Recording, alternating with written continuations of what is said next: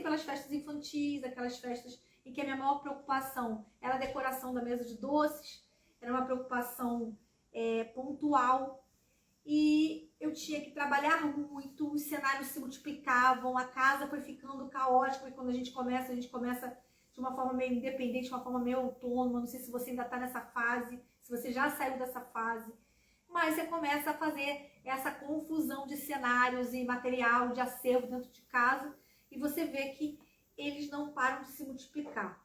E aí você começa a olhar para o mercado e ver que ele tem um misto de profissionais. Tem aqueles decoradores que cobram por uma consultoria e conseguem se manter, e conseguem ter um portfólio invejável, e conseguem se destacar no mercado. Você fica se perguntando por que alguns decoradores conseguem e eu não estou conseguindo, né? O que tem de diferente nesse profissional? Então você começa a pensar que talvez esse negócio de consultoria não seja para você. Ou você começa a pensar, talvez você já tenha até tentado cobrar uma consultoria do seu cliente, mas ele não entendeu por que ele tinha que pagar essa consultoria. Mas por que eu tenho que pagar uma consultoria pelo negócio de decoração? Eu quero pagar a decoração, não faz sentido pagar a consultoria. Então o que é a consultoria? Para início de conversa, né? O que é a consultoria em decoração?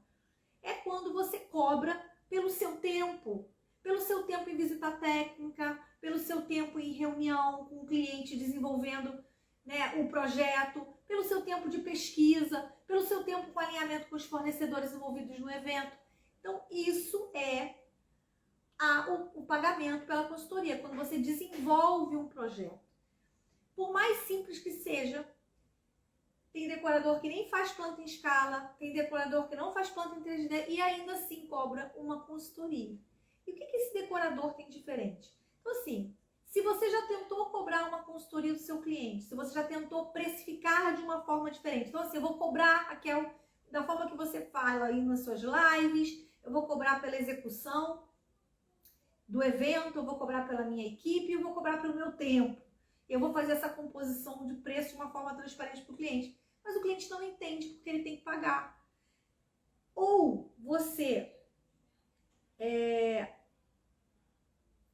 pensa que esse negócio de consultoria não é para você, ou você já tentou cobrar e não conseguiu cobrar. Na verdade, esses são sintomas de dois problemas clássicos, tá? E é isso que eu quero que vocês pensem essa noite, porque eu já tive sentada nessa cadeirinha. São sintomas de dois problemas clássicos. Ou você não tem um cliente certo, aquele cliente que está realmente disposto a cobrar, a pagar pelo seu tempo, pelo seu projeto, pela sua pesquisa, por tudo que faz parte do seu trabalho, que não tem a ver só com a execução do evento. Ou você não tem clareza do que você resolve, do papel do decorador. E quando a gente começa a trabalhar com decoração, a gente realmente não tem clareza.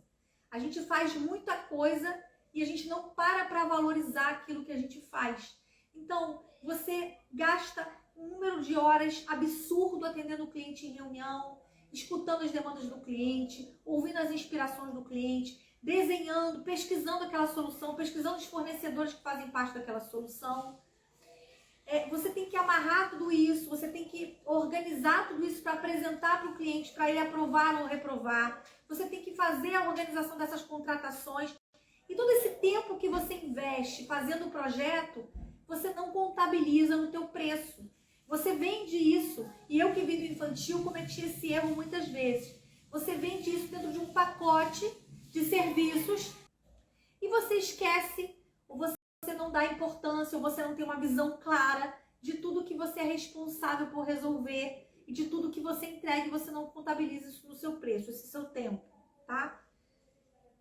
Porque à medida que a gente consegue entender que o nosso trabalho enquanto decorador não é só um trabalho de estética, ele vai muito além, a gente dá segurança para o nosso cliente, a gente dá tranquilidade para o cliente, porque a gente resolve não só a parte estética, mas a gente resolve a parte funcional do evento. Então, por exemplo, você tem o serviço de buffet e ele demanda uma certa estrutura para acontecer. Ele demanda essa estrutura de quem? Ele demanda essa estrutura do decorador, tá? Ele vai demandar essa estrutura de você.